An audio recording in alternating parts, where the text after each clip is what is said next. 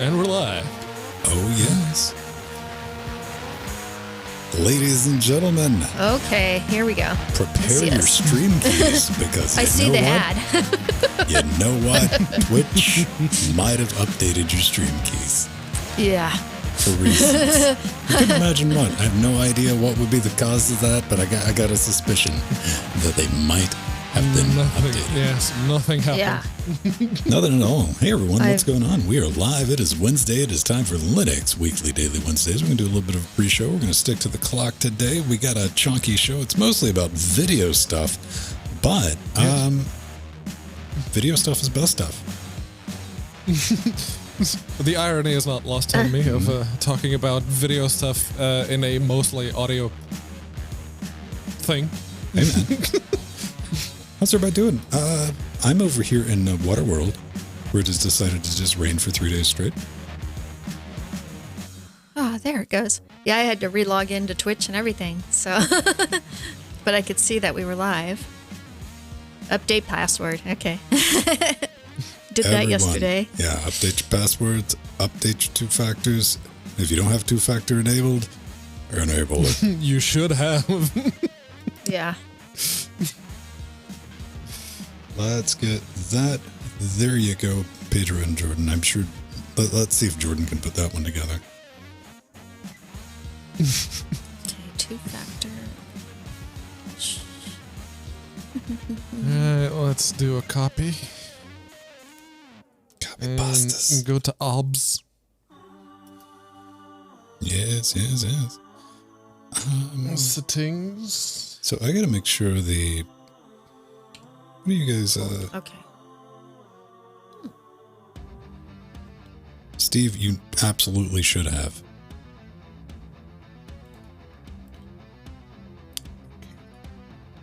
I am checking this.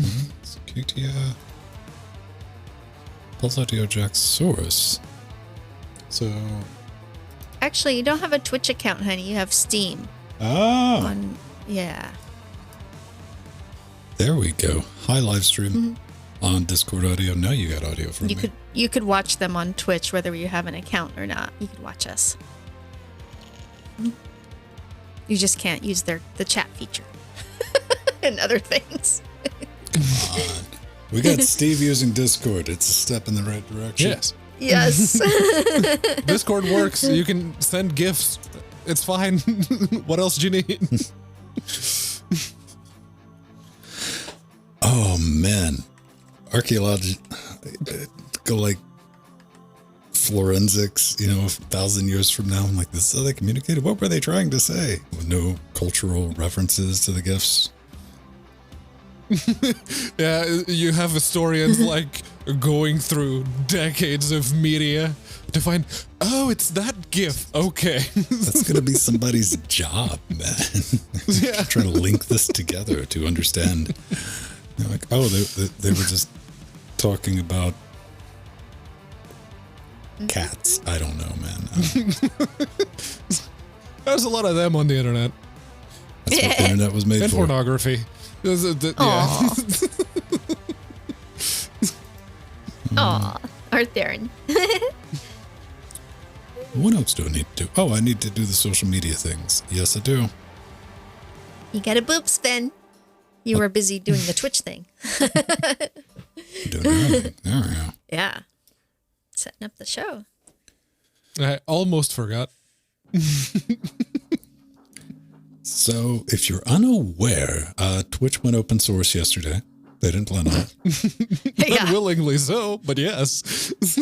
I kept seeing the tweets. Twitch goes open source. I'm like, what the heck? Facebook goes down for an entire day. Twitch is like, hold my beer. Oh, is that your people can't even get in the building? We're just going to leak our entire source code. As much as I want to give even the bits that shouldn't have been. As much as I want to give Facebook static about the whole login system for that, you don't realize the flaws in closed loop systems like that until something goes down. And you're like, that's a big O. I was genuinely thinking about that yesterday.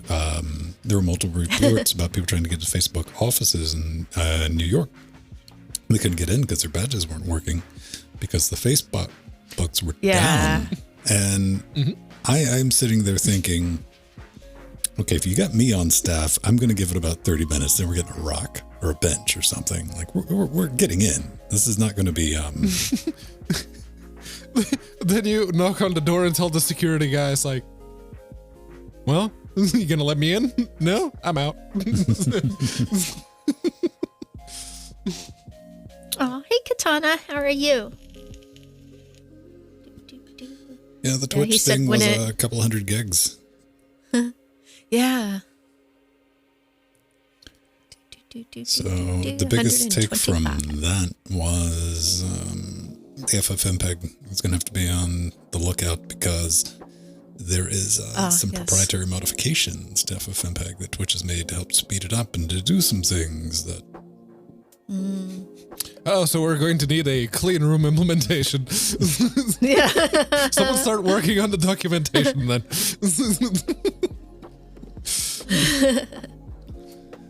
That's going to be a thing. What else are we going to talk about? We're going to talk about Pipewire. Of course, there's a new driver for a capture card. That's pretty neat. Mac M1 progress. I'm always excited about that because when I'm old and in the home, I want to buy one right before they become like hipster bait for retro gaming. Vin actually wants to buy a vintage computer when he gets older. Yeah. Yes, in the future.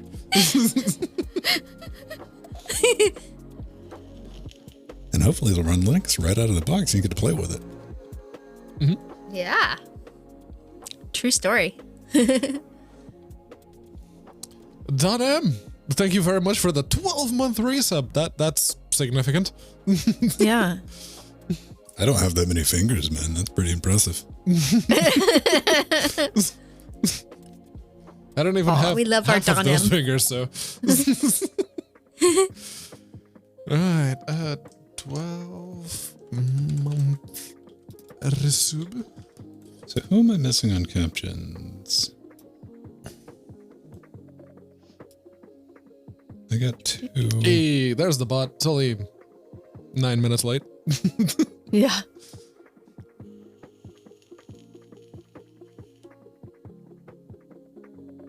Interesting. There it goes. All right, it's working. The internet's just being the internet today. Uh-huh. I did notice that a bit. Most people aren't sitting there going, why isn't our live closed captioning system working perfectly? That is put together. Everything's nice and tight. So. All right. I'll get something to drink. If anybody needs to get up, go do anything, do it. Okay, will do. Hi, Matthew. I'm good. Yay. We're going to leave Pedro alone. He's used to that. What else is new? Yeah, what else is new? I'm not going to leave Pedro alone. No, that's true. We are coming back.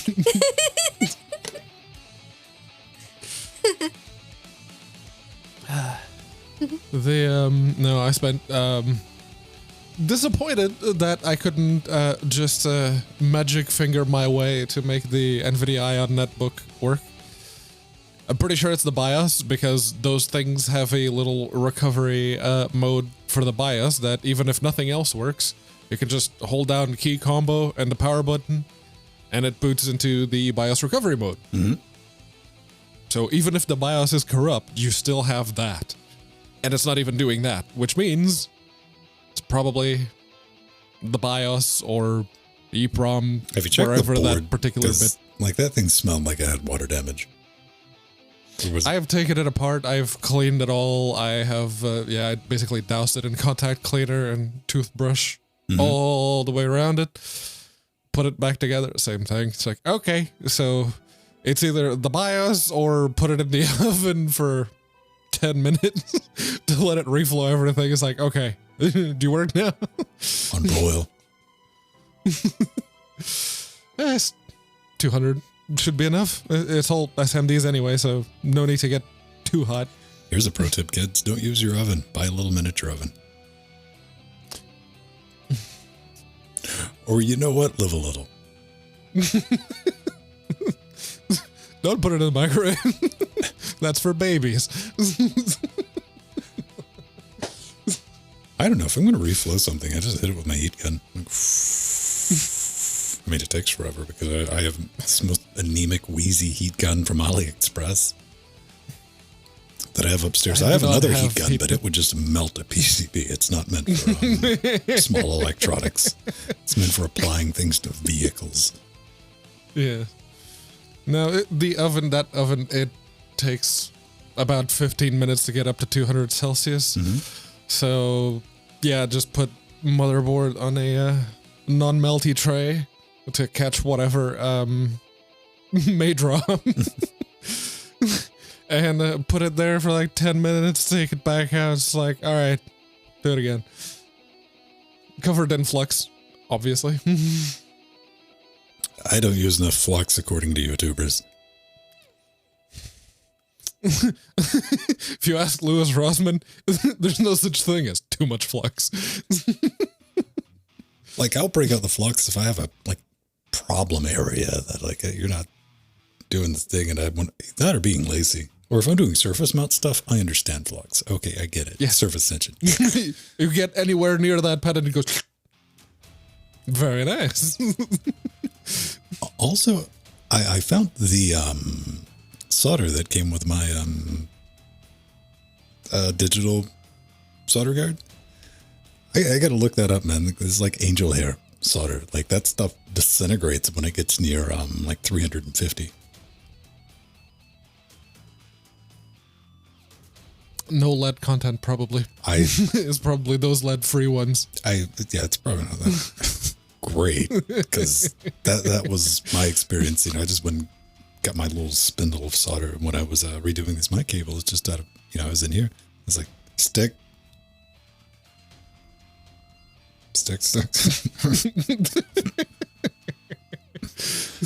Well, let's get comfortable. It's going to be a minute. And it probably took it about 45 seconds. Yeah, I think it's Big Clive. He's always railing on. It's like the lead-free solder is horrible. Don't use it. If you're worried about,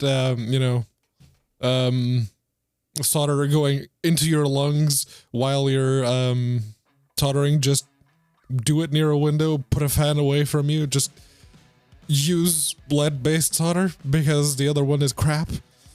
I don't know. I'm pretty sure the one I got is lead-free because it was the cheapest one on eBay.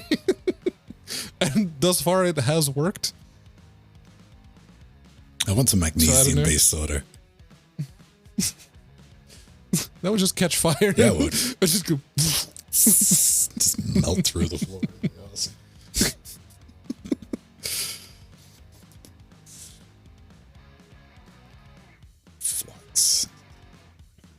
Flux gets stuff done. Yeah, so but yeah, all of... How dare you? I was talking. I blame the ocean in between.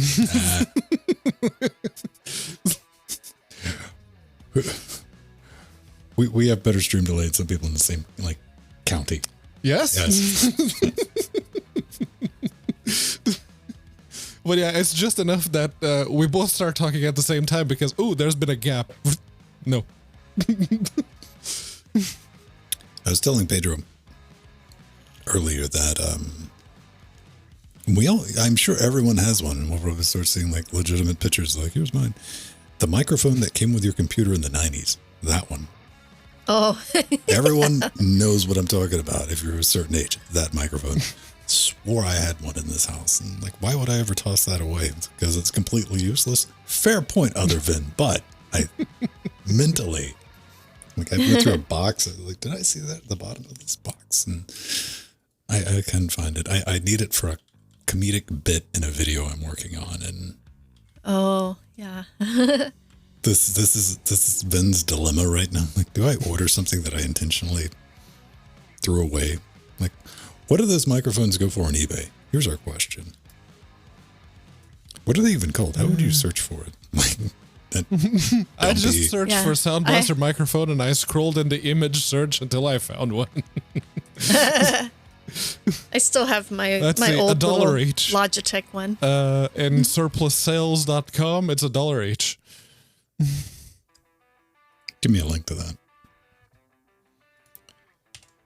That's just posting pictures That so thing people that know. works better. Yes. Yeah, And- that one works really well. That's what I used in the 90s to right, record things. and it's right near the bottom of the page there. Commercial microphone and headsets. If you buy 200 plus, it's 50 cents each.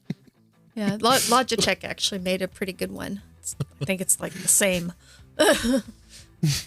It's even the same design. That was the knockoff. If you got a microphone from any manufacturer, be it Gateway, HP, Compaq, even IBM, except theirs were black, it was that. Yeah, see, I always built my computer, so I didn't have one of those, so I bought aftermarket ones. Yeah, no, the one we had came with the sound card. I think it was a Sound Blaster 32 or a 16. Yeah, I think I did But have a little one that It came was, with that. and it's called SBM. So yeah, no, Sound Blaster microphone. All right. Yeah. It was just the cheap generic mic that came in the packet. Like if you had a PC that had multimedia capacities in the 90s, you had one of those laying around somewhere. Yeah, we had hundreds of them in my computer lab at school. Those were the mics the Dells came with.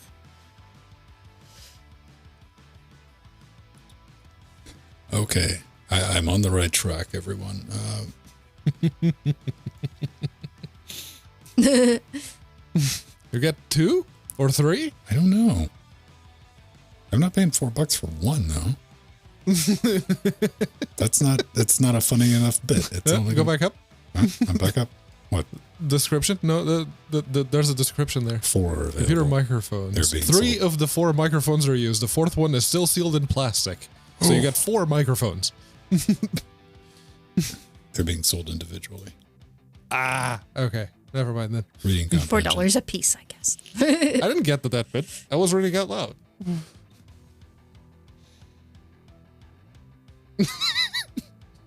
That's the lapel mic.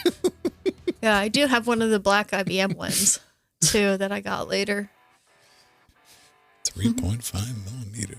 Oh man, audio fidelity in its purest form. We do a retro show. I'd have to find something with a 3.5 millimeter jack.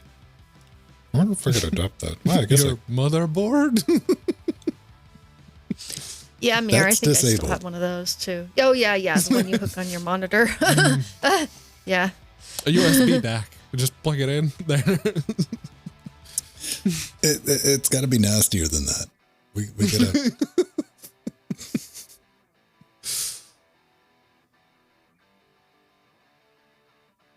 You don't carry around a phone. I was going to say oh. No, I think that's... Is that 3.5 mil? Oh baby, now that's the right track. 3.5 over Bluetooth. Oh, boy. We can make this. Yeah, that is a 3.5 mil jack We can make this frighteningly nasty. on the dual shocks.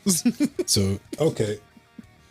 So depending on how we can set it up, we could have one for send receive, right? Yes. I think they have microphones built in too, so. Yep, also 3.5 mil jack on the DualSense. Okay, so if we got microphones built in, all we need is like a broom handle and some tape, and we can rig up a boom. Yes. Yeah.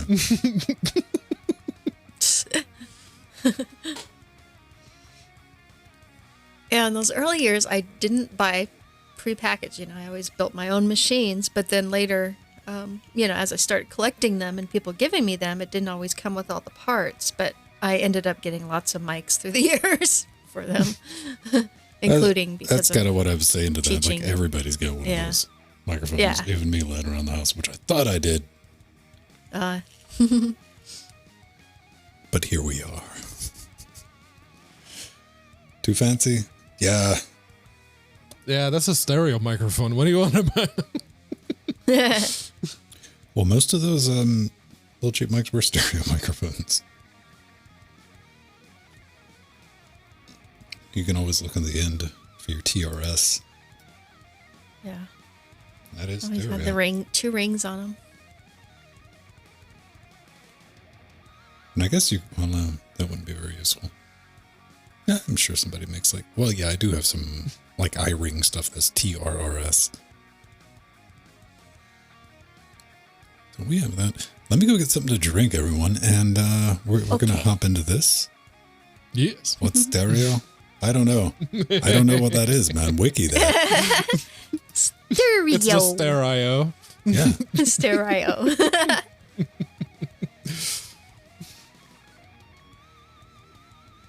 But no one's going to. Yeah, no, but that talk of reflowing things started because I was disappointed because the Ion netbook doesn't work. So I spent the whole day working on this one instead of doing work.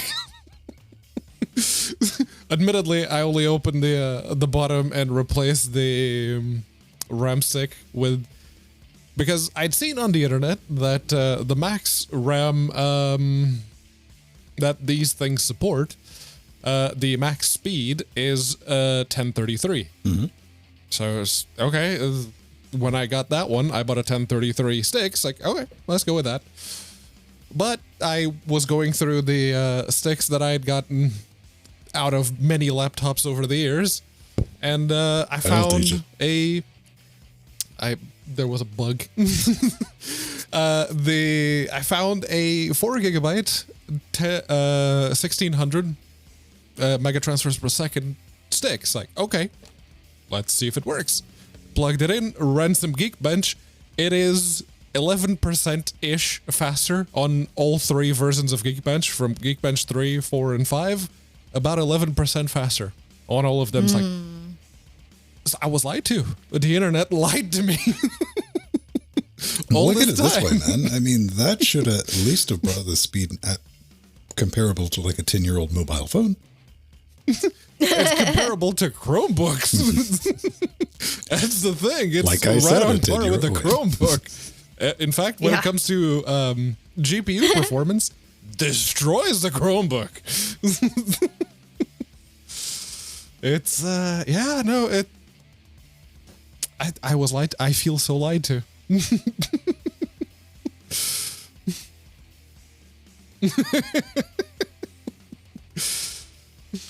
Well, at least you have a collector's item, Pedro. Yeah.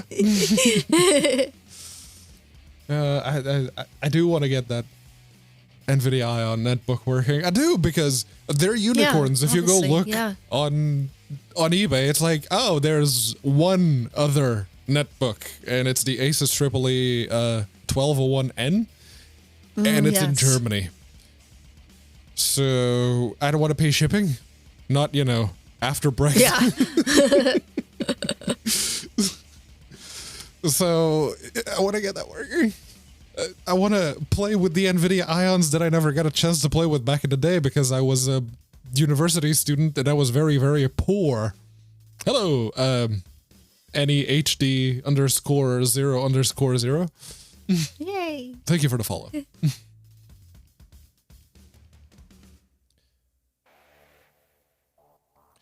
Now, if I wanted there's plenty of those AS Rock and Zotac set-top boxes that come with the NVIDIA Ion and the NVIDIA Ion 2. Yeah. What I want is the netbooks. The net. I know there was a Lamborghini one. Yeah. Yeah. And the Asus EEE 12-inch one, and that compact / HP mini. That was it. Yes. It's so low orbit, it's on my desk.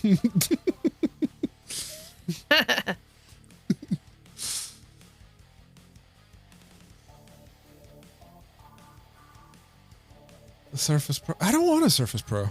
I've been actually trying to install Linux on the Asus Vivo tab because there was a lot of improvement to the Pineview Intel architecture, which was that weird 64-bit CPU with 32-bit EFI, which meant that Linux just didn't work.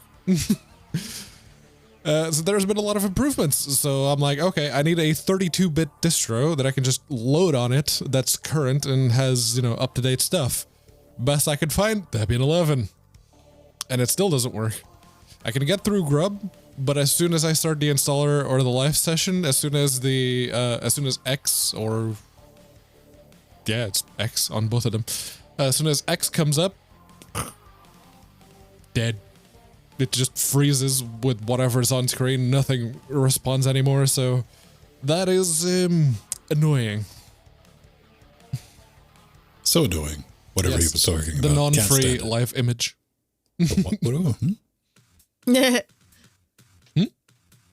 No context at all, so yes. Okay. Yeah, I just sat down. So yes, the non-free live image. Yes. Yes, that is the one that I downloaded. That's the one I was trying to put on that Asus tablet. But yeah, no, hang on. Let's see what I can do. Can I decrypt this? Are we talking about OpenSUSE? No.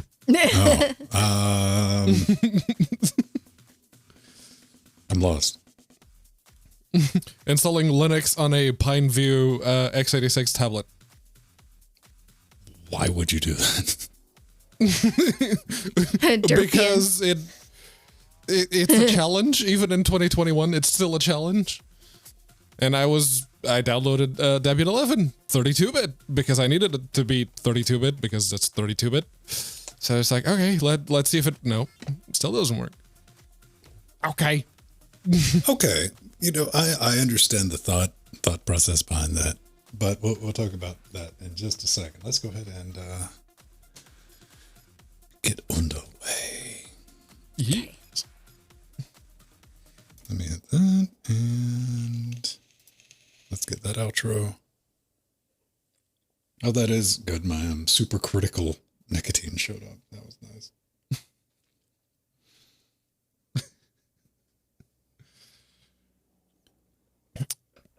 It's kind of stuff that they'll... It is my one last addiction. Come on, man. I mean, it was 100% nicotine, 10% by volume. It's the kind of stuff you put your respirator on when you're breaking it down into a bunch of non-doom containers. Yes, 32-bit EFI. Record. There we go. We're good.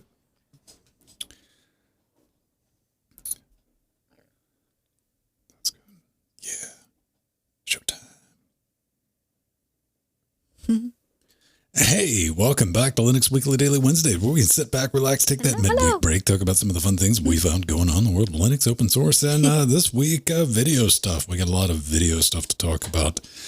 Stick around for that, because our first story is going to be very important. I'm Vin. That is Jill. That is Pedro. Everyone watching us live on Twitch? Hi, look, we're waving at you. If you're listening, close your eyes and pretend that people are waving at you, because we most certainly are. So we got a couple of things, just a little bit of catch up, because I saw that, Pedro, you've upgraded your Pine Time. If you don't know what a Pine Time is, it is a watch, and Pedro loves watches. Yes. The boy has like a million watches everywhere. I have two. Yes. I have an old dumb watch, and almost I have like I was saying that for comedic effect, but...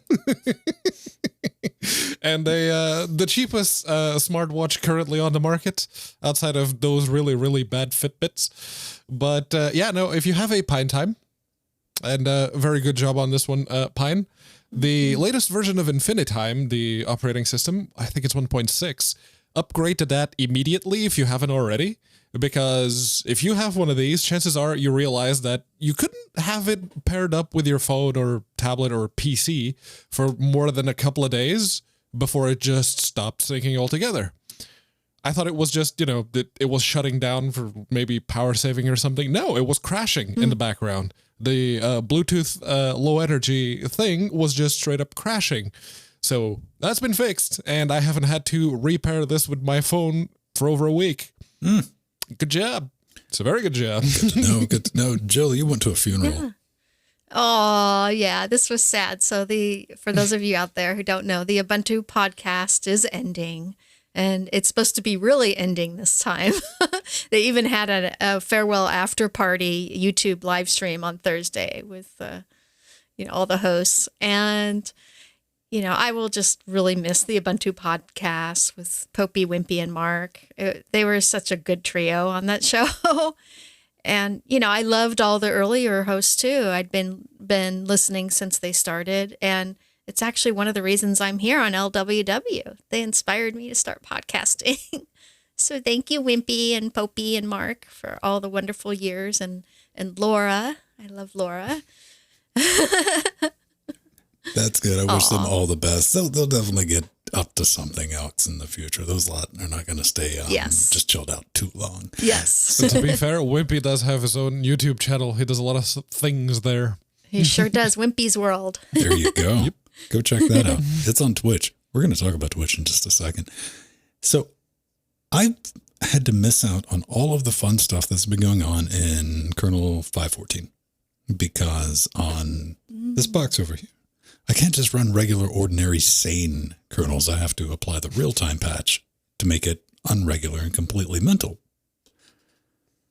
5.15, just out of curiosity, I saw 5.15 RC4 was out, and of course I headed over to the real-time patch set and say, okay, RT7, let's just go ahead and compile that. Now, the reason 5.14 wasn't, long story, it wouldn't work with our RME interface. That's the format converter inside of this box. It just wasn't initialized, and it was also an issue with some of the Fireface 400s, something with one of the TI chips, IMMAP issues. I'm not going to bore you with that, but I'm here to report 5.15 up and running on this box. So if it dies in a fire, it's because it's a release candidate, and I'll completely throw it under the bus. But it's working with the RME interface, and I'm happy to see that. But the main reason I got all this set up is because we're going to be testing, we're going to see how low you can go on an upcoming interfacing Linux with USB audio, with some of this new USB latency reducing black magic that's going to be in the kernel. So stay tuned for that. But right out of the gate, we got to throw a little bit of a PSA. If you haven't heard, you might want to update your Twitch passwords and enable two-factor authentication, because Twitch kind of went open source without anybody asking them. Mm-hmm. Yeah, it did. There's a 125 gigabyte torrent that's listing the entirety of Twitch's source code. It's out there on the internet, including the naughty bits. Creator payouts, all the information, their proprietary SDKs, their AWS integration stuff, unreleased Steam competitor they were working on, codename Vapor, right? Get the vapors. And something that got very interesting. Well, I thought it was very interesting is there's even I saw in the comments from another site that they have some proprietary modifications to FFmpeg to speed some things up that's floating around in there. So watch out for that, FFmpeg team. The initial leak doesn't appear to include any personal information, which is good, but strongly advised to go ahead and change your password. And if you don't have two-factor enabled, enable it right now. Stop what you're doing. And I mainly say that because according to the hacker that released this is just part one of the leak. So again, update your passwords, enable two-factor. Now, I don't know if it was cause and effect, but our stream key also updated. You might have noticed we were like a minute and a half, 2 minutes late. Like, whoa, probably the stream key. So if you've been having problems going live today or possibly yesterday, that could be the thing. Go ahead and get your new stream key while you're changing your password. Just do it. Yeah. That's you really would, if there was ever a time, because apparently there's salted passwords or encrypted passwords in the leak. Mm-hmm. They're not, in plain text, but they're there. So, get on with it. Change it now. Yeah, I changed mine yesterday. First thing when I found out about it, I had two-factor for a long time. As soon as they enabled that, yes. Two-factor all the things for safety and security. Seriously, that is the best PSA. Yeah. Two-factor all the things. And it won't take much looking around. You can find your favorite Twitch streamer. All of the financials were included in this leak, and there's already websites to make it easy to search through them. Mm-hmm. I'm guilty. I feel bad about it, but I had to check a couple of people. But most importantly, It was a vanity check. We didn't even make the list. No. Oh. I scrolled. I spent a good few minutes just scrolling all the way down.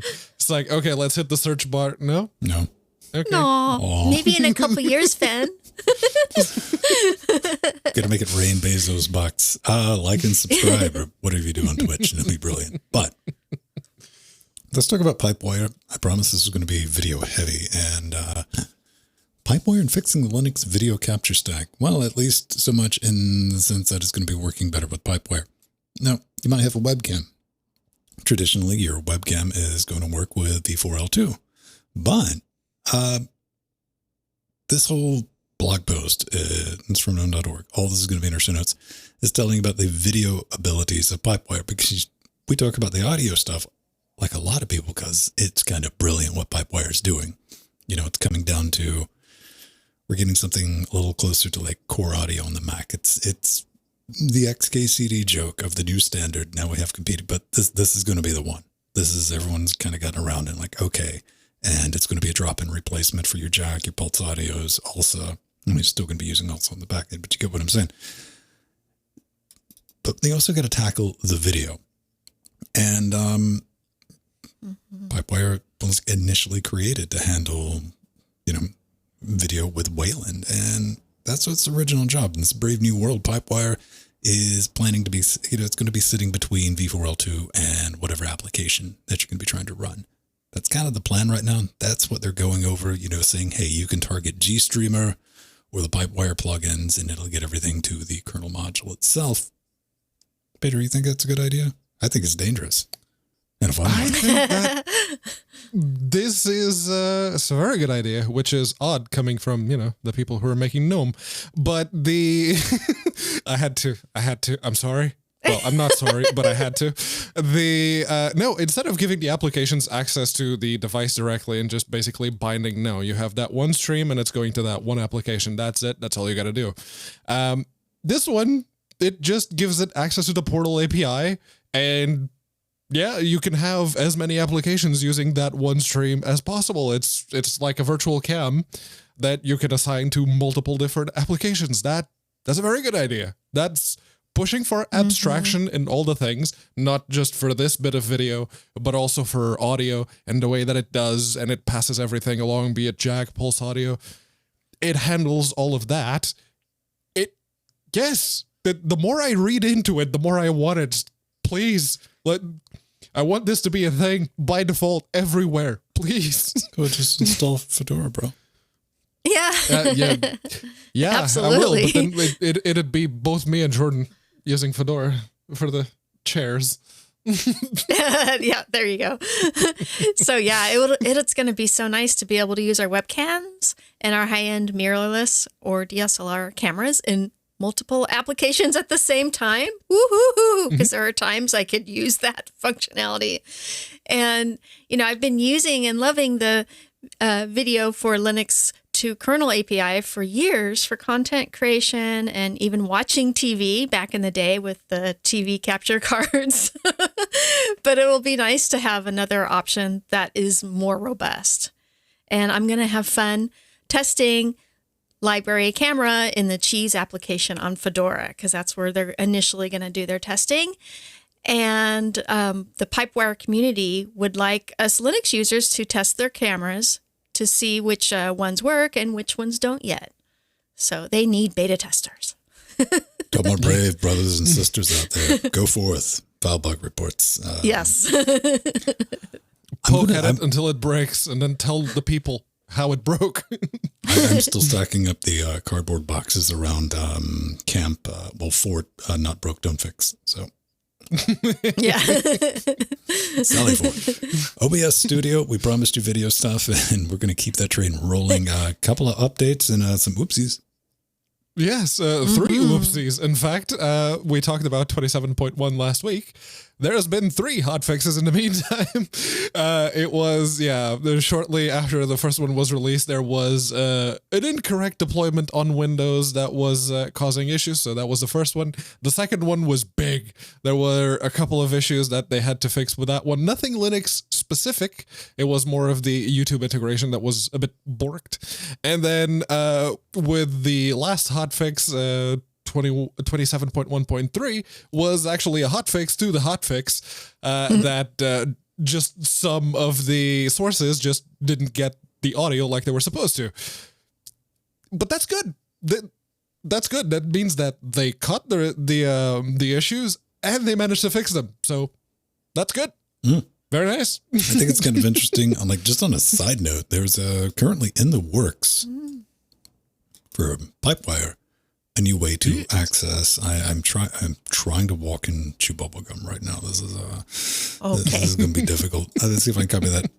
A virtual cam for OBS using Pipewire, and it basically means you're not going to have to, because if you've set up virtual cam with OBS currently, if you followed my little handy guide, you know how to do that, and go check that out. Yes. You do have to enter your root password because it needs access to the v4L2 bit.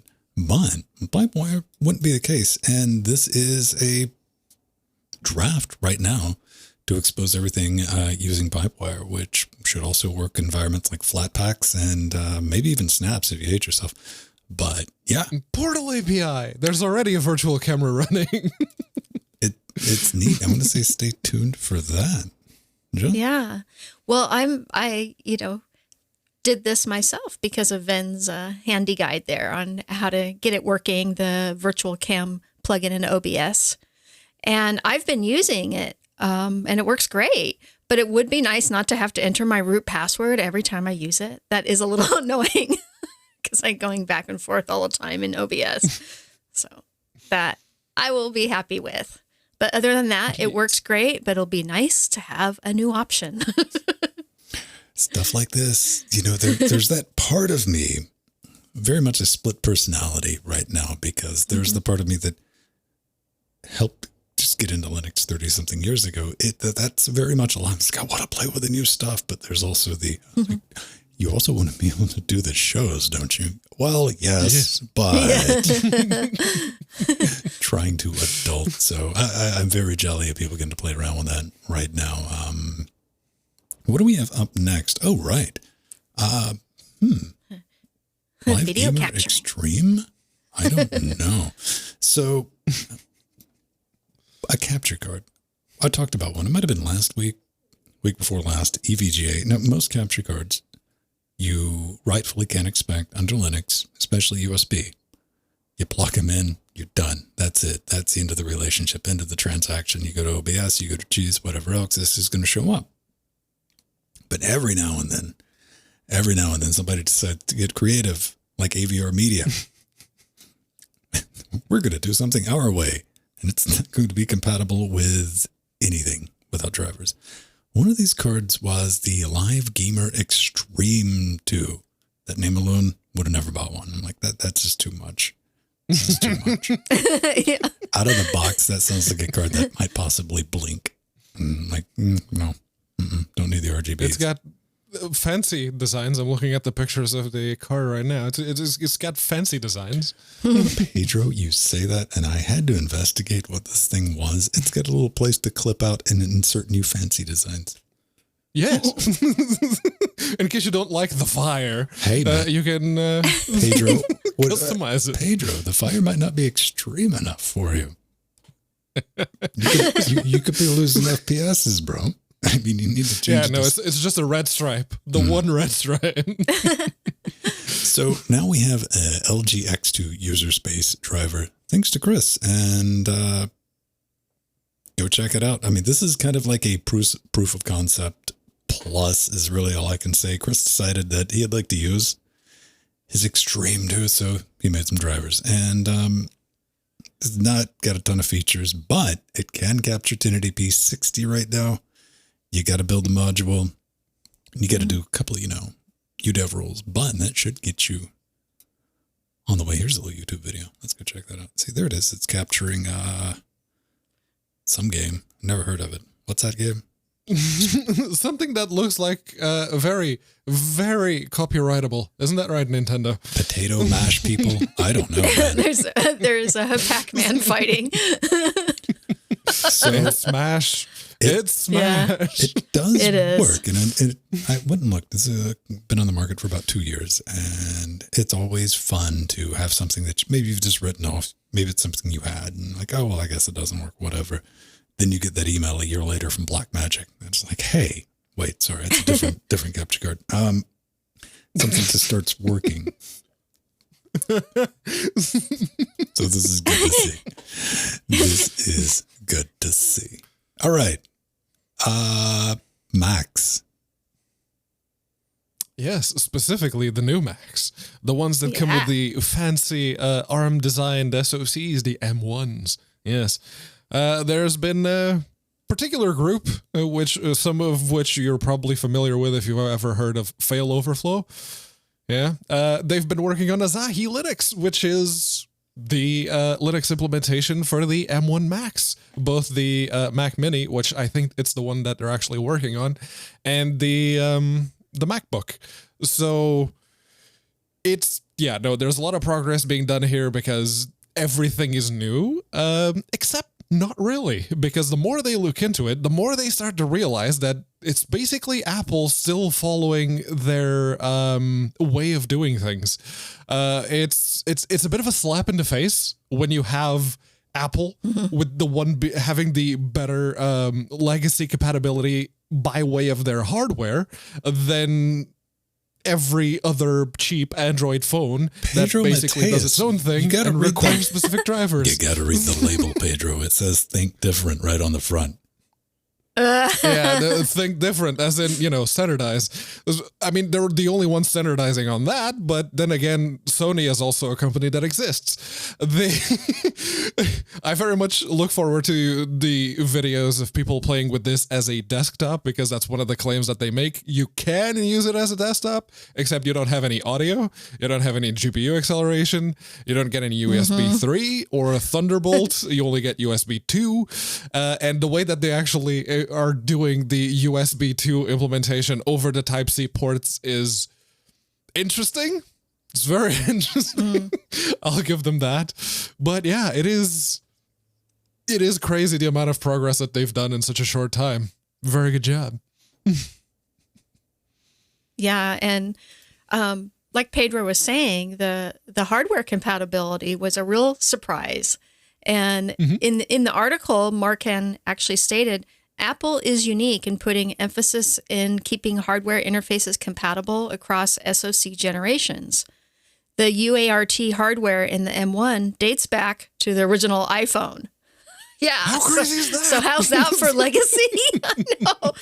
And the nice thing about this is that the Linux drivers written for the M1 SoC may be forward compatible with future versions, the M1X or the M2. So very awesome.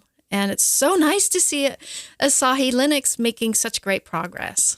Very exciting. And especially when you think about like, oh no GPU. This is what they're about to. They had to get the foundation down before they start going into this. But Marcon even points out, he's like, "Yo, this thing's so silly fast that you don't notice it doesn't have GPU acceleration for the most part." It's nice. So high praise for Apple Silicon, and they are going to be working on a to-do list for an easier installer. Something that you can just plop on and start playing around with. But I think the big thing for me, the takeaway from this, is getting power device management and frequency scaling for the little M1 chip. Because now you don't have to keep it constantly plugged into the main. Yes. Yeah. Pretty neat. And awesome. The tweets that from Alyssa Rosenzweig, I assume, the tweets that she posted last week, saying that Mesa builds unreasonably quick on the M1 in Linux. It's like, oh, so they're already building in hardware. Okay, cool. This is why I want to play around with one. Maybe it's always just been throughout history, or at least my history, I've always been fascinated in alternate architectures, like RISC or anything like that. IBM, like give me a Power 8 or something, man. I'd be happy with that if I didn't, if I could afford to live after buying the motherboard. Pine, make a stupid high-end, very high-performance drop-in replacement motherboard for the Pinebook Pro. I'm willing to spend up to 400 currency units on one of those. This Very nice. this is interesting. I mean, with the M1, what I want to see, because what they have right now, fanless design. Okay, what are you going to be putting in the Mac Pro? We're going to see something that is going to have active cooling on it. It's probably going to be something, upwards of 70 cores on it. And what does this chip look like when it's just completely unhinged? Yeah, it right now it needs more because yes, it was the first implementation, so both the Mini and the MacBook they get a bit toasty on accounts of it's all passively cooled. So yeah, once you actually start doing work on it, it gets hot. It gets real hot. So everyone, it's been a few weeks since we get to break out our favorite Microsoft loves Yes, Microsoft loves Linux. Yeah. So I found this article and went, wow, okay. So Microsoft Office 2021 now includes better support for LibreOffice files. Yes, everyone, you heard that right, because it is usually the other way around. So Office now has support for the Open Document Format ODF 1.3. And it will no longer save in the ODF 1.2 format, but can open them as well as older versions, of course. And this is wonderful news, especially, I think this is especially prompted because of our pandemic world of governments and businesses and people switching to free and open source standards. Of course, that move started before the pandemic, but it was definitely spurred by the pandemic. So we need better support for the free option. Absolutely. Yes. And it's really actually about time that Microsoft Office has support for the ODF 1.3 format because it came out in January of 2020. But I was thinking about that, and honestly, this is actually really fast for Microsoft's timeline. They were really eager to make this update. So, and that shows actually how important this update really is to, all of us. Or it just happened to coincide with the timelines. Like, we need a new Office version to go along with Windows 11. So what can we add to make this look better? Oh, there we go. ODF 1.3. Yeah. And lots of people are using LibreOffice on their Azure platform. Mm-hmm.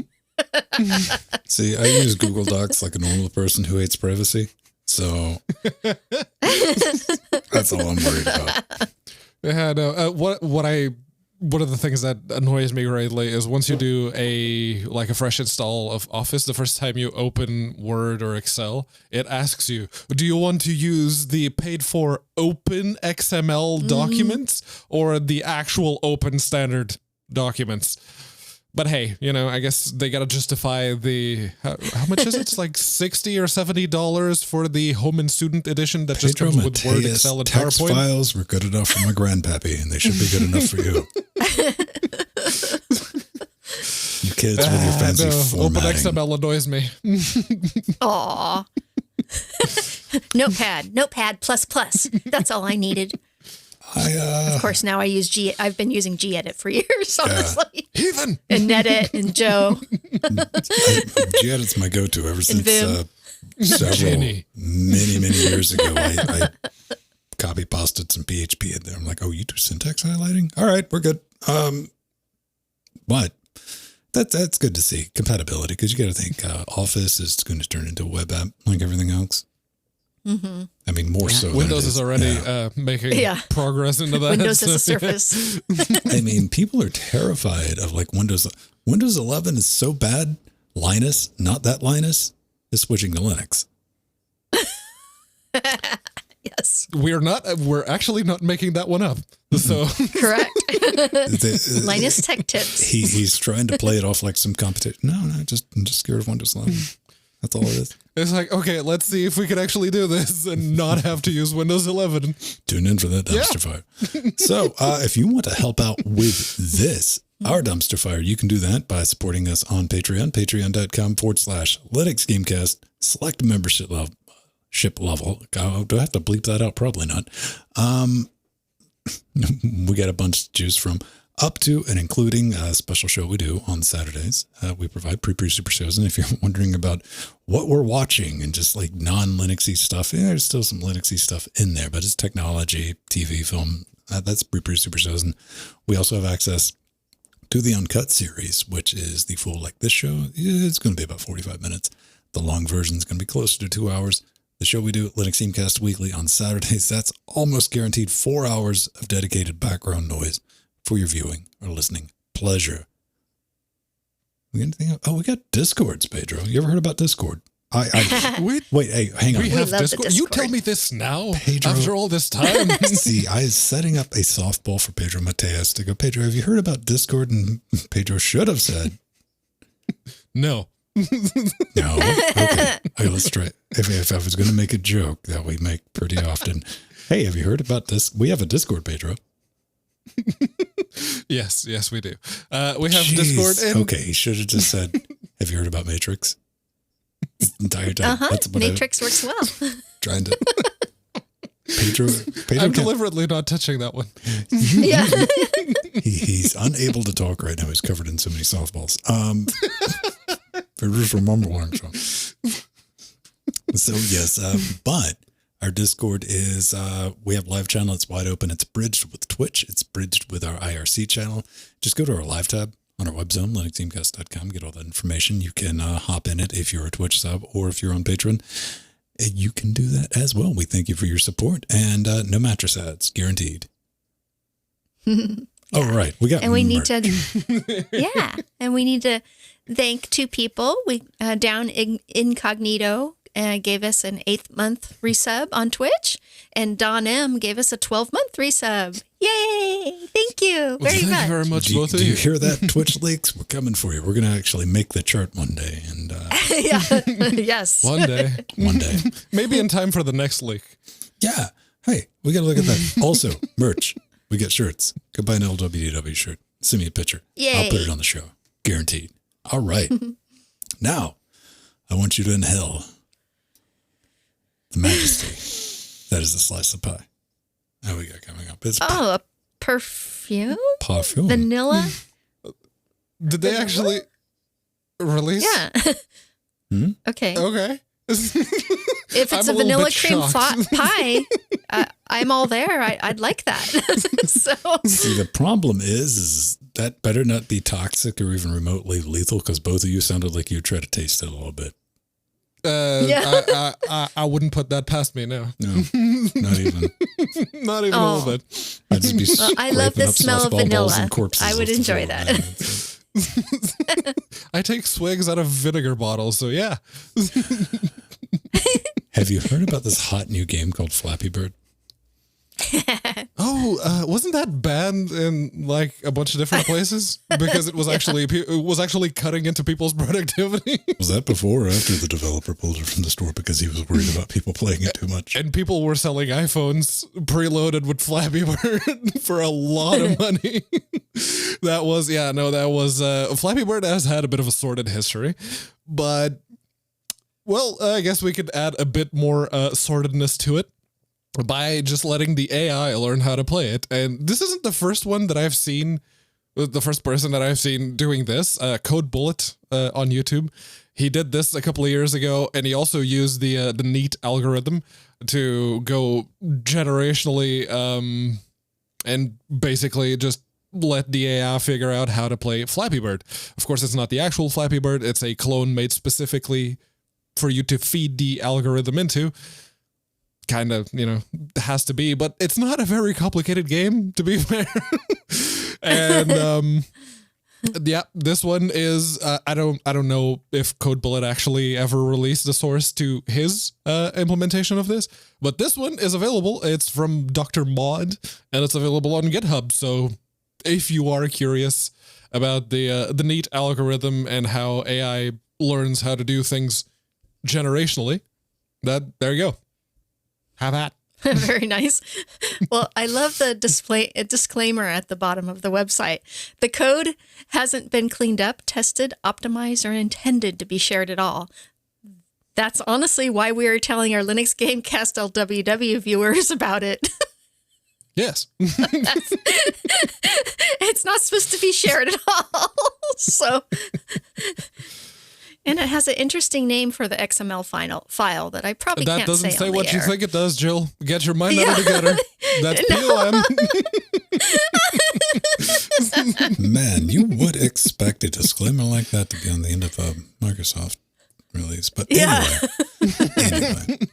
So coming up next is everyone has a Raspberry Pi. It's like the little cheap microphones we were talking about. Look around your house long enough, you'll find a Raspberry something. I mean, it's just there.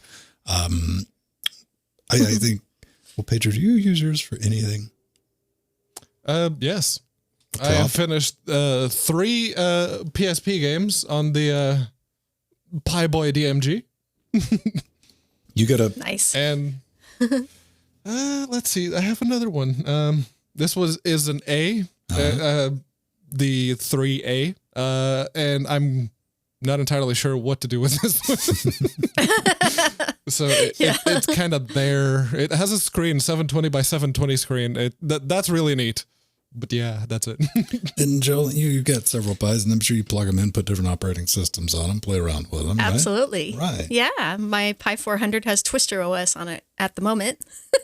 And the 2 Pis that I have a B in this house somewhere. I don't know where it's at, but I know it. I found the receipt for it.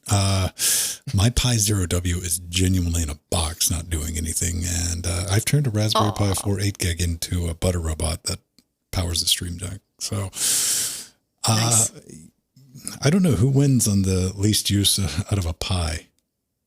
Oh, I use them a lot. So I think it's kind of a tie there. me and Pedro are kind of, we use our Pis a lot. No, it's like this one, I think, is probably, since I bought it, I haven't really used it. I've done several things with it for a whole day. Mm-hmm.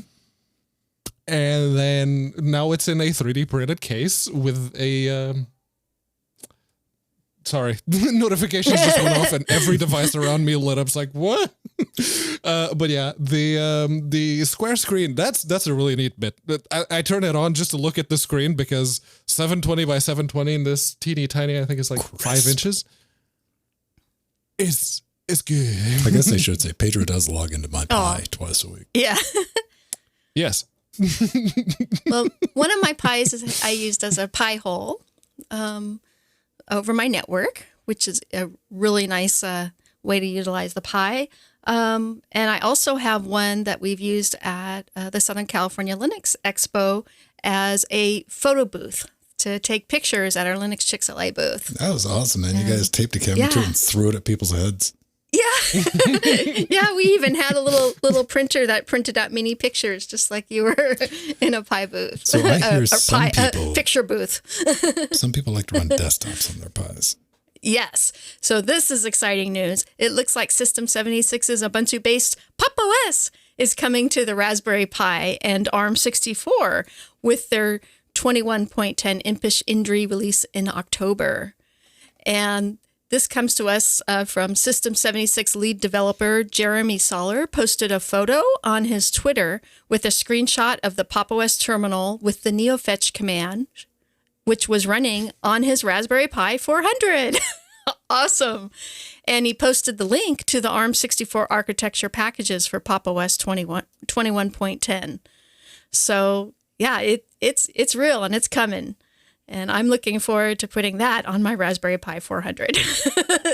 to seeing how GNOME is working on with Pop! OS integration. Well, here's the thing. I was kind of curious. I really was, because I bought the, the Pi 4 8 gig version. I even played around with like overclocking and stuff like that.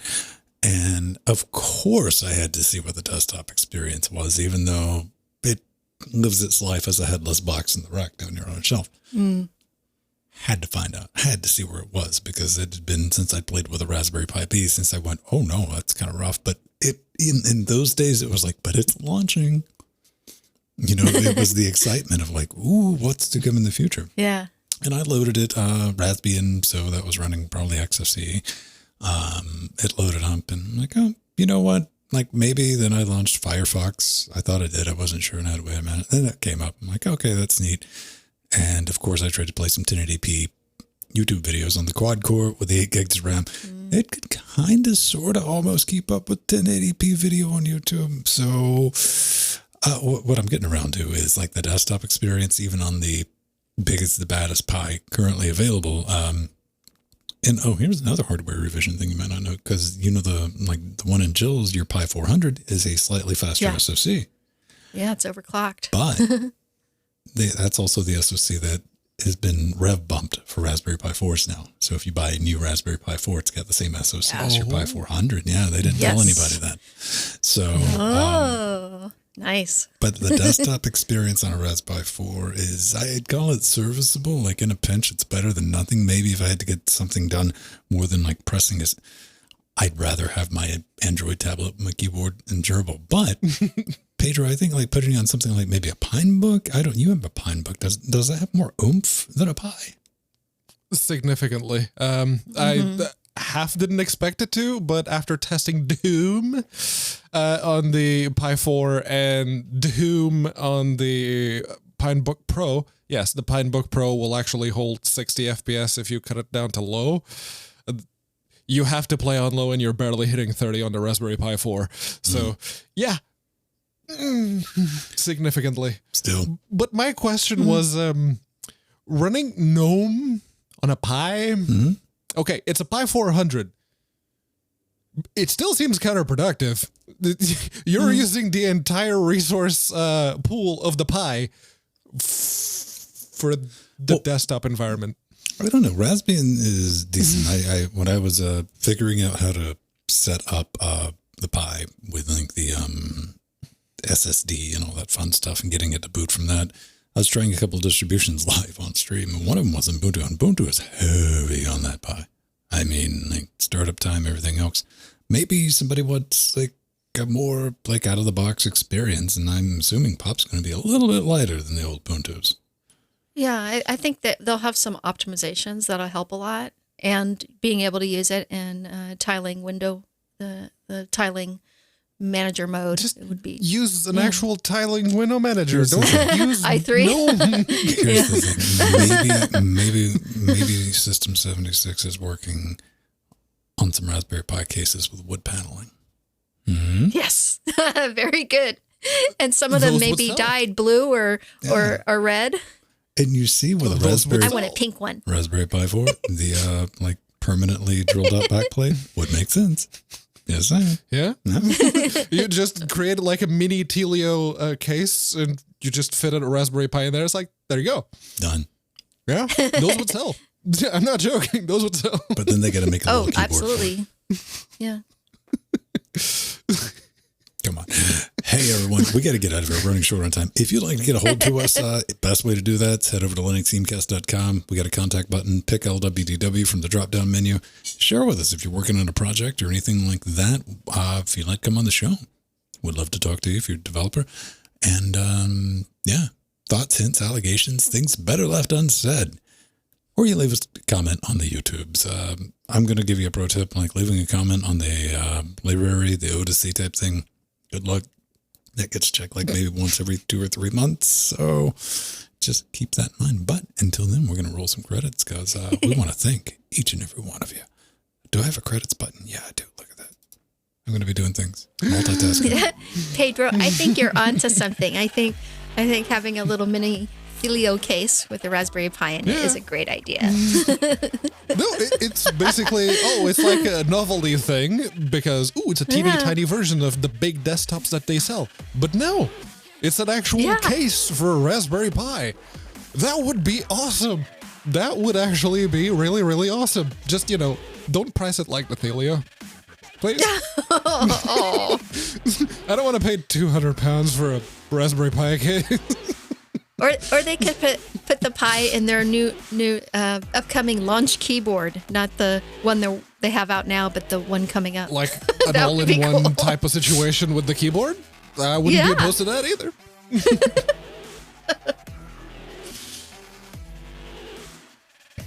Hey, everyone. I think this is it. Have a great rest of your week. Bye-bye. Bye, everyone.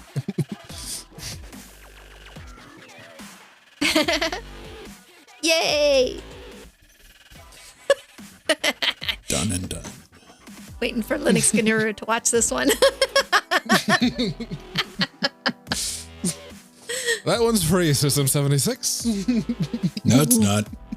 I copyrighted it. I spoke it into existence. I was the one that came up with wood paneling.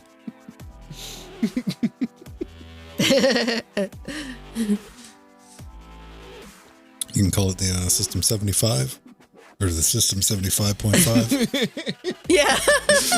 System 70 Pi. It's just the System 70 Pi.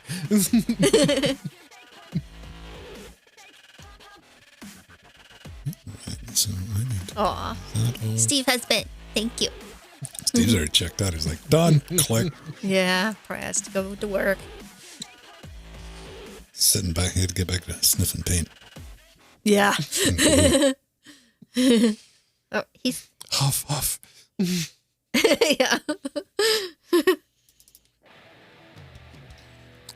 The suggestion that Jill gave, I've seen people do that with the AJAZ AK33 keyboards. Oh, yeah. They take the bottom plastic bit off and they 3D print a slightly wider one, and they put a Raspberry Pi, they wired it in internally so that all you have from the outside are the ports for the Pi.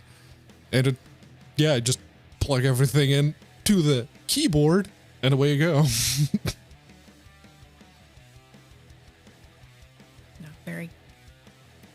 Very shorter cool. than usual. It was. It actually started wasn't. earlier. It was just a fun show.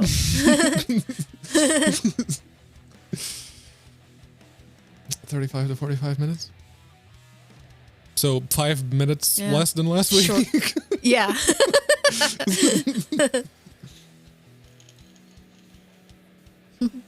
We started early.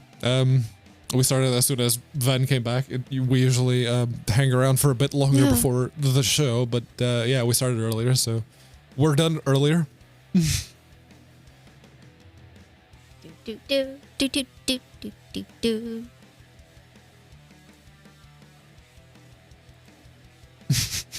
And in the one episode where the only thing we had to talk about GNOME was actually a positive thing, it was about Pipewire, I still took a pot shot at them. Yes, you did. And with System 76 Pop Pie. I'm calling it Pop Pie. I mean, that I wouldn't even consider that one a pot shot. That's just it. Why are you running GNOME? Don't run GNOME or KDE or Cinnamon or any of the big desktop environments. Just don't.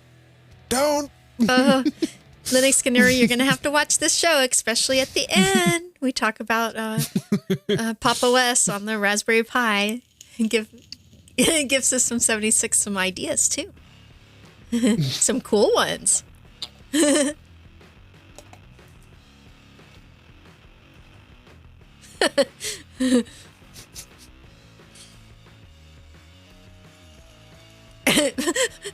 Bless you. They tried, it didn't stick. It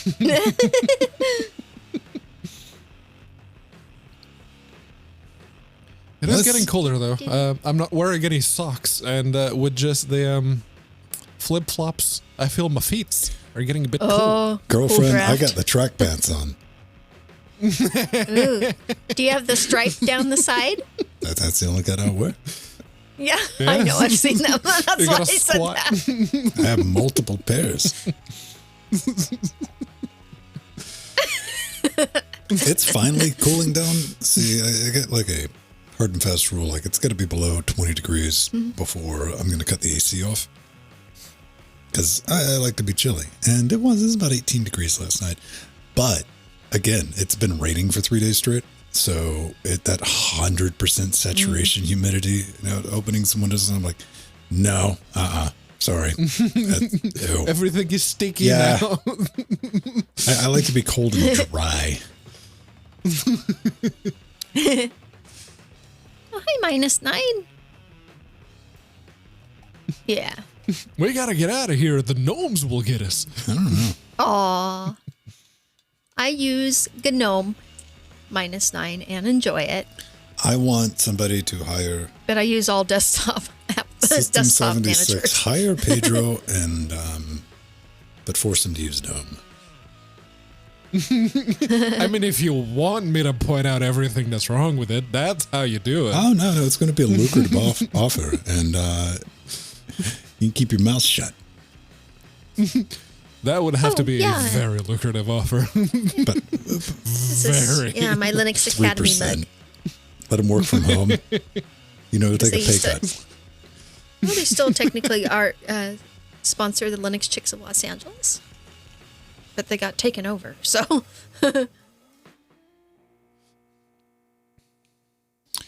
I don't have anything against GNOME. I think the GNOME project, I mean, there's a reason we're getting financed for, pipeline development and stuff like that. So Yeah. Yes. And I love System 76's implementation of GNOME, and I like using GNOME 40 and 41 on the Fedora desktop. I have no love or use for. I'm just so neutral because at the end of the day, I don't care what operating system you run. Whatever. Yeah. Like those and days I don't are care gone. what desktop manager I'm using either. I just kind of, today, I'm an XFCE today, but last week I was in Window Maker, and before that, After Step. I like rotating around. The thing with like Pulse, it was better than what we had. As bad as it is, as many problems as it has, it was better than trying to tinker with also directly. And you can say the exact same thing about SysV and System D. Yes. I mean, you can use Age-old like, argument. Yeah, System D is like Pulse. I mean, the attack launch it's better than nothing. Well, I mean, you have these people. You have these people that still want to use iNet. And, I get it, but you have these people like, no, I just need to use also direct. I'm like, no, you don't. You know what? Here's a fresh clip. Go tear that foot up, buddy. But don't waste anybody's time with your hobby of shooting yourself in the foot. I still agree with a lot of the criticism leveraged at System D. I do.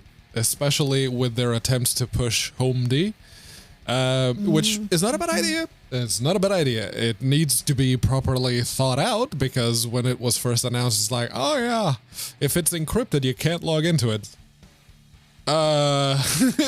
That needs fixing. Well, I don't know how much I'd support like the wording of push. You're like, we're going to create it. If people want to adopt it, go for it. I have a problem imagining big System D. Like, there is no big System D. That's the thing. It is the better alternative at this point, as much as it pains a lot of people.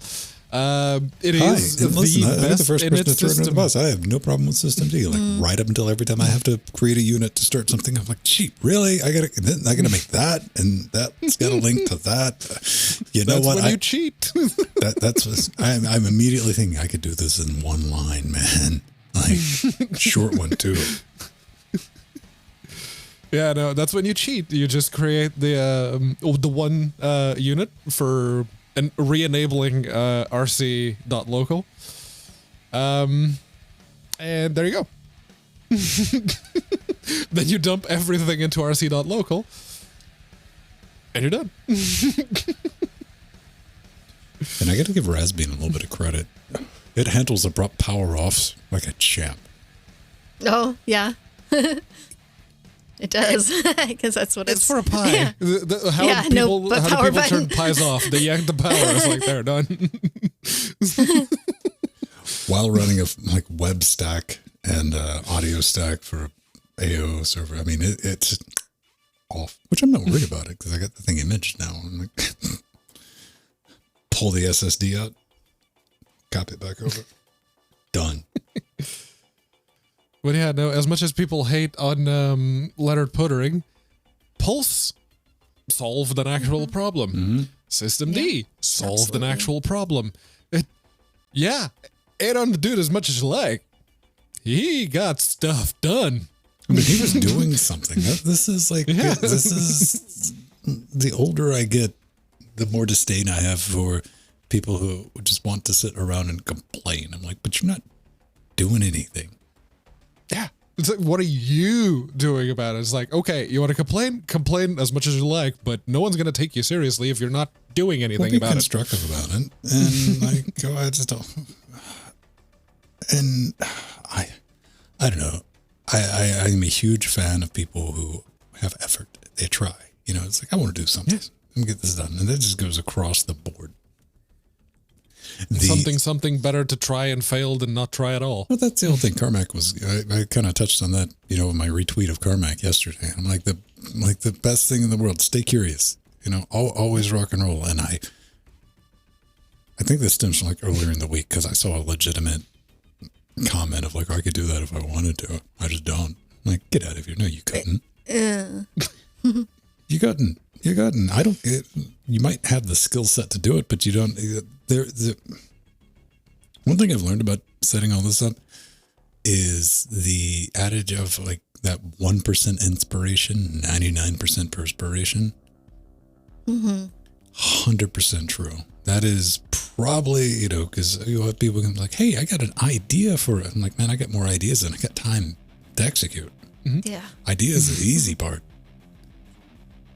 It's having the time and the resources to turn that into a real thing. Once again, when did I ever say I wasn't a hypocrite? Also, what did I say? If you're just going to complain about it, no one's going to take you seriously. Fact of the matter, Gnome still sucks. Pedro doesn't like Gnome. We get it, bro.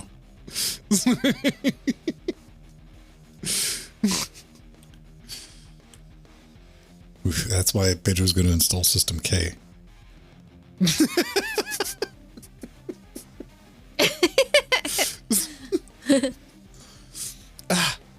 I had my gripes with the System D at first because, I got to learn a new thing. Ugh. Everyone had their complaints with it. 100%. We did, but at a certain point, you're like, all right, this is the thing now. All right, fine. Yeah, it's got baked and we're happy. Welcome for the last 2 weeks of me learning how to use the Gutenberg editor in WordPress. After putting this off for years, even though WordPress came out this year and said, okay, we're going to extend support for Classic Editor another year. Like, you probably should. But I've moved that over to our site, and Jordan's having the same reaction to it as I'm. It's like, this is so unnecessarily backwards. Fragmentation. Yeah, fragmentation is just a myth that's perpetuated. I really need to go track it down. Like, I talked about it on Saturday. That, again, one of my hobbies, is petty as it is to have a Linux audio tab on TweetDeck. Just so I can walk in the middle of a pat on the back. Linux is bad. Can't use it. Audio sucks. I totally run Linux, but this doesn't work. And not to be mean, not to be to stir up any controversy or anything. Simply saying, hey, I use Linux in my little studio. I've got like 5 Debian boxes, and yeah, it's working for me pretty good.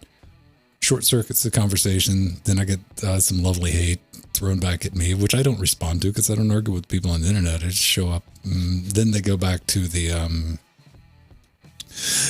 trying to convince each other that, you know, it's still Linux's fault that none of this stuff, it's just too hard or something. And like, just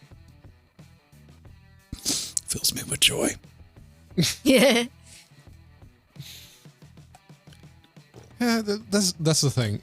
Fragmentation only exists if none of the options are good enough to be the default. Oh, kids, you want to talk about fragmentation? Let's talk about Windows 11 rolling out. Yeah. There we go. You wanted the people who stuck with Windows 7 going, Windows 10 is poop, Windows 10 is crap. And now Windows 11 comes up, and those Windows 7 people are, told you. Windows 10 now, well, I don't know. I think the complaints I was listening to, I think the PC World did a stream on Windows 11 talking about the experiences and like what's changed, and they kept on coming back to the start menu now because they like looked at the 30-year-old design of CDE and innovated that into Windows. Yeah. They made it look more like the default deepen menu. I don't know. Have fun with it. I'm sure it does different things than Windows 10. Again, I don't have any hate for it. It's just, I don't know. What is there to do on the internet? Silent Procyon. What That's you funny. do Yeah. is you sit down. It comes down to staying curious. Is you sit down to the box, the magic internet box, and you ask it questions about stuff you don't know about, and you find out about it. You get to go down strange and wonderful rabbit holes, and you end up at like 2:30 in the morning about LV2 writing your compressor plugin. Like, yeah, all right. I think I get my mind around this. Oh, man, whatever. 64. I'm waiting for Free 87. When's that coming out? Is it going to be with a PC2? Oh, yeah, no. Strider, I'm with you on that one. Seeing the Windows people going out of their way to put Windows on the Steam Deck, I am going to watch that for the catharsis of it all. Yeah. I'm not. I got my fingers crossed that it is going to be just a bad enough experience to where people who bought them just to put Windows on them are going to sell them. Because here's the reality. Valve released a video earlier today, which that would be my entire thing with the Steam Deck. I'm like, oh, let's take it apart. All right, I'm done with it. Pedro's going to get one. Jill's going to get one. Jordan's going to get one. And it's going to be interesting times. Interesting time. What are you petting? I'm looking so forward to it. I was looking for a 2230 SSD. You know, the kind that comes in laptops nowadays. Yeah. Yes, the kind that also, Valve, it goes right next to Wi-Fi cards. Non-shielded Wi-Fi cards, mind you. So don't worry about interference and power consumption. That's what they're putting in laptops nowadays. Wow, they should probably hire electrical engineers to test that stuff. I mean, if you're going to buy one of the ones that aren't meant for laptops to start with, yeah, you're probably gonna have interference. You're gonna have power. Just open it up, pour some liquid metal in there, you'll be fine. Or, don't yank on the shield like they said. Just like, there's probably going to be something very, very goopy holding the heat pipe to the CPU. This is where I want to put. We're going to be talking about this on Saturday. Linux Gamecast Weekly. Come hang out with us then. But Valve released the teardown video, which I'm sure pissed off YouTubers. I'm like, we were going to make 6 videos about tearing that down. And Valve's like, no, all right, let's put some clothes on.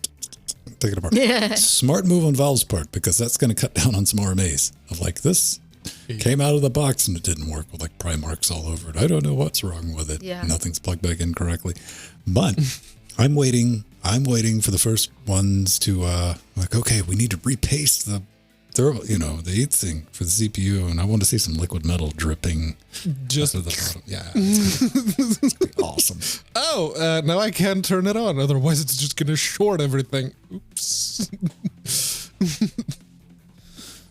Oh, please. I've never worn an anti-static bracelet in my life, and I've dealt with $1 million mainframes. Yeah, same here.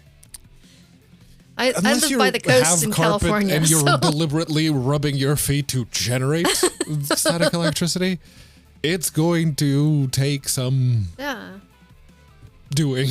And also, and we're talking Ben about is, it's more modern humid, electronics. So. Like, yeah. They can handle a little zippy zap. It's not going to smoke them. Allegedly. Yeah, I'm going to throw me allegedly on that because whatever, There will always be that one that you do it to and then it dies. It'll be like that hard drive, the HDD that you treated like glass and were always super, not the one that you kicked into the house from outdoors because your hands were full. True story. It's still working to this day. That'll just die for no reason. I mean, Becco, you I'm missed sorry, all of Becco it. Farm. Yeah. You'll have to go back and watch. It was a fun one. I prefer my hardwood floors, but right now I'm in danger mode because I don't have my sandals on, which means that until I put sandals back on, I will be gliding throughout the house intentionally at full speed until I wipe out with my old decrepit body and lay on the floor for a minute and go, did we learn anything from that? Nope. And when Ben falls, it's hard to get up because he's so tall. It comes out more like, no. Then, there'll be a 3, possibly 4-day period there where I won't do that. And right back to it. Oh, man. Yeah, no, I'm really glad that they released the video and they were taking it apart. It's like, okay, 3 screws to replace the analog sticks. Awesome. Even if they do get drift, as long as they have someone else that you can buy them from, or, Valve, since you're so big on the open sourcing of some stuff, source the schematics for those, just the analog sticks. That's it. Good idea. Why would you assume Valve's big on open sourcing stuff? Let's see. They open source the Steam sockets. They open source. Well, Proton is entirely open source. They've been funding open source projects since they started paying AMD first. Lunar G, Collabora, the XVK for Proton. What about D9VK, which is now part of the XVK, VKD3D. Yeah, they've been working with some open source tools and stuff like that. But what about every game they've ever released in the history of ever in the client? Their sole big thing that makes them all the money. No, we don't have I guess you open gotta keep source some trade Steam secrets. yet. I don't know. Yeah. I'm just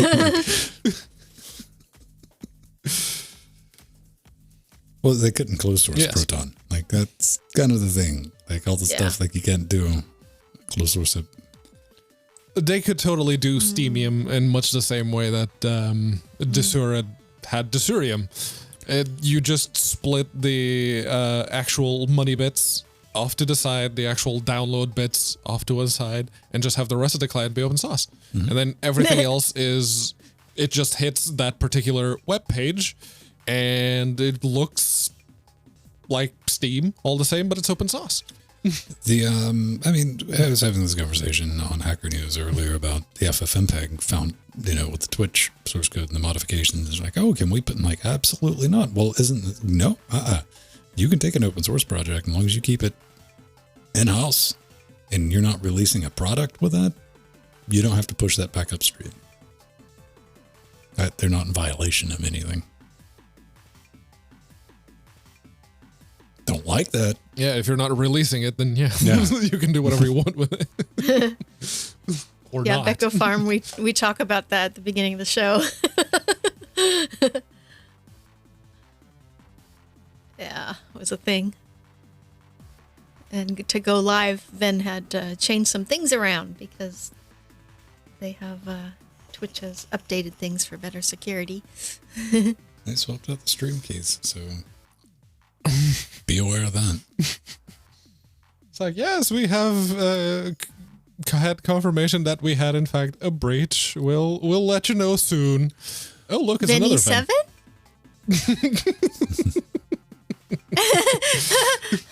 Oh, cool. Wonder if it's someone else we know. Rename themselves. I see we got a thumbs up, Pedro. Do you think you didn't put the thumbs up in there, did you? You're running on an i7. A thumbs up? Yeah. No. The communique I sent you earlier. Oh, I copied it. I didn't put any thumbs up on the picture, on the thing. That's why I said we got a thumbs up.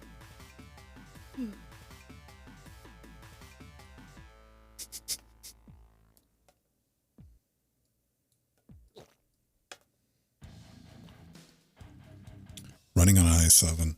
You know what? I wouldn't mind having a Nooks. But those things are still ludicrously overpriced for one that I'd want. So no i7s. Actually, I have i7s. I take that back. Thank you, Pennywise. Yes. Now, not to imply that Intel's naming scheme might be a bit obtuse. These are very fast i7s, but they're i7s. I too have a dual core i7. These are quite. It's running Haiku. I have some dual core i5s, 2-core. I think, 2-core 4-thread. These are 4-core. Yeah. This is back when Intel's like, we don't have competition. We're not going to enable hyper-threading. Ha! You got to pay extra for that, kids.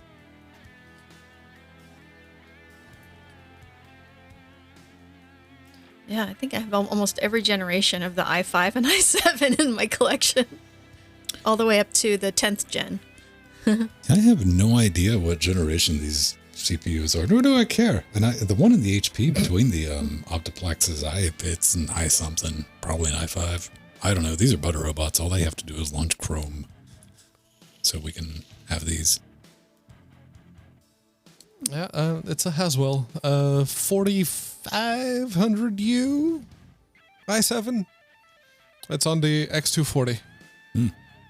And it runs Hiker. That is the most powerful. No, I lie. I have another i7. It's the one that's in El Cheapo. It's the 5820X. It's a 6-core 12-thread, which cost like $1,000 when it was first released, and now you can find them on eBay for like $70. Although you are paying like $300 for the motherboard secondhand because X99. Well, I'm just going to be nice and content with my vintage Threadripper 1920X, because that 2970 is not gone down, man. It's like 600's best we can do until they release the new Threadrippers, which are coming out next year. It's X. It's God. Let's see. 5820X. They're the X99 ones, which require the stupidly overpriced motherboards. Why don't you just buy some like server grade? What's the Xeons? The Xeons, yeah. Yeah. Yeah, it's Haswell E. There you go. It's a Haswell E 5820. Oh, 5820K. Sorry, it's the X family, but it's the 5820K. Right. It's just that we end up like, how important is your CPU? Not terribly, especially when it comes to gaming. As long as it has the single-threaded performance to run that one thread for all those games that are still not using Vulkan, you have that one thread. Well, Vulkan, you're going to need. It's not a guaranteed. You're going to get multi-threading. Yes. So, but if you're going through the trouble of setting up Vulkan, do that too, please. Yeah. We're looking at the things like, because my 1920X is 2 first-gen Ryzens glued together. That's what it is. 2 1600s stuck together. And gaming performance-wise, you, me, Jordan, we all have within spitting distance. Yes. Yeah.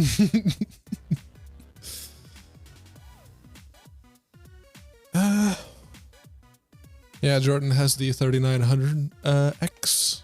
I have the 3700, and you have the 1920. 1920X. It's I have the two 2700. generations back. But it And was I've got the higher end. 1600. I've got several Ryzens. Yeah, I gave my 1600 to Nori, and she plays all the video games on it. Yeah, She mostly plays Skyrim, to be fair. that works. Yeah. Skyrim and Terra. MMO. So, moral of that story is you don't have to spend a ton of money on a box. I mean, Yeah, Mir. Let's see. 5820K for £40. That's even cheaper than I thought. Yeah. So I said similar because the last time I saw it was like £50, so $70 ish. Gesundheit, Mir. Yeah, right. Yeah. The heck.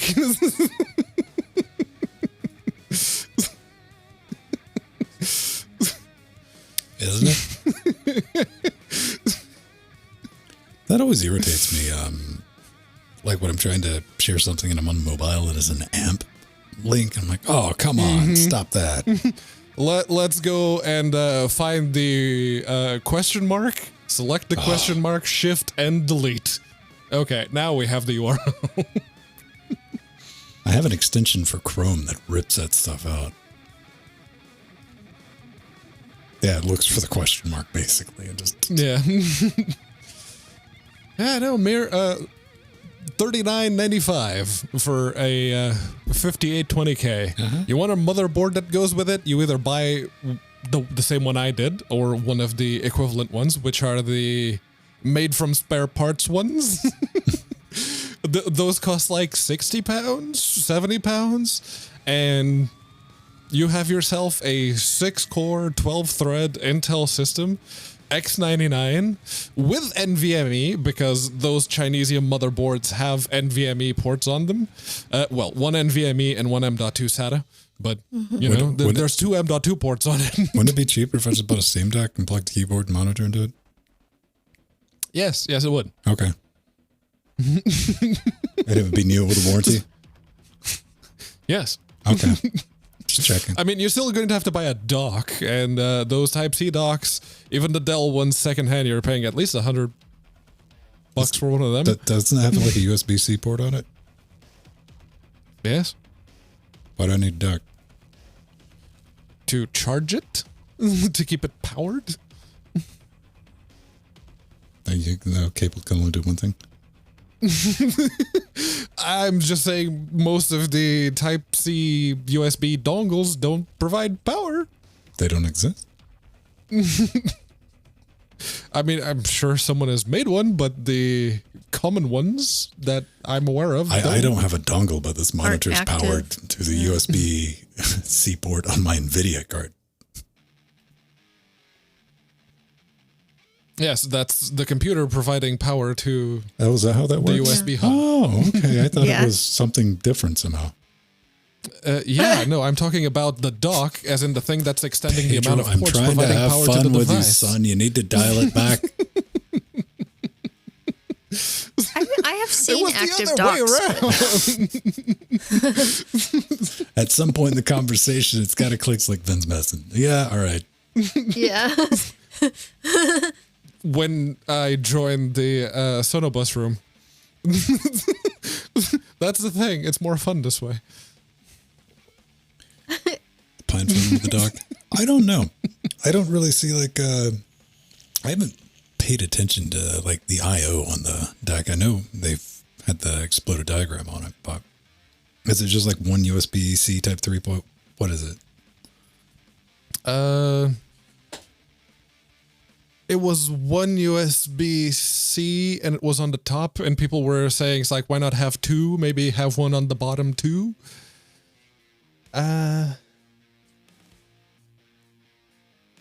think that was it. I think it was just the one. I think it is just the one. Is it? Is it? As I scroll, Go check it out. it looks like a one. Yeah, it's the one at the top. Mm-hmm.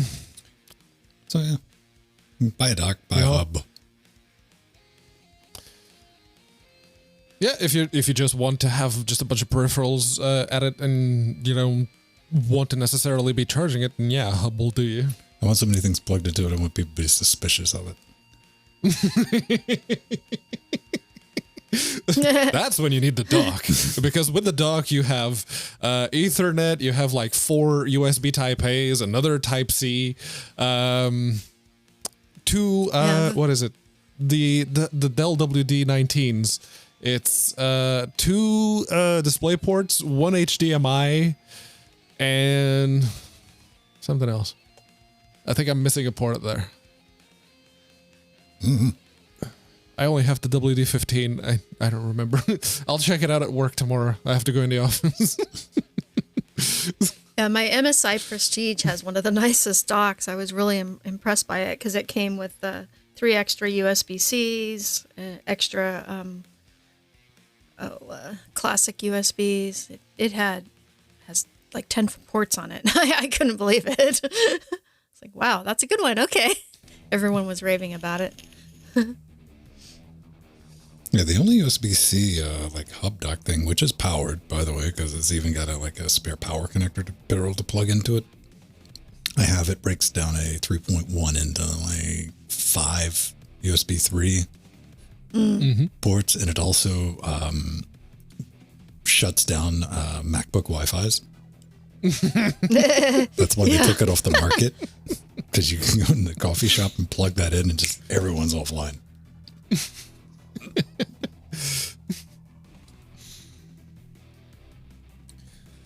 Well, everyone, yeah, USB 2. I get a USB-C device showing up tomorrow. Stick around, hop in our Discord, and I'll post a picture of it. I'm going to be testing it. It'll be a thing. We're going to get some videos out of it. Then, you know what? That one's going to be easy to give away. That will be no trouble at all.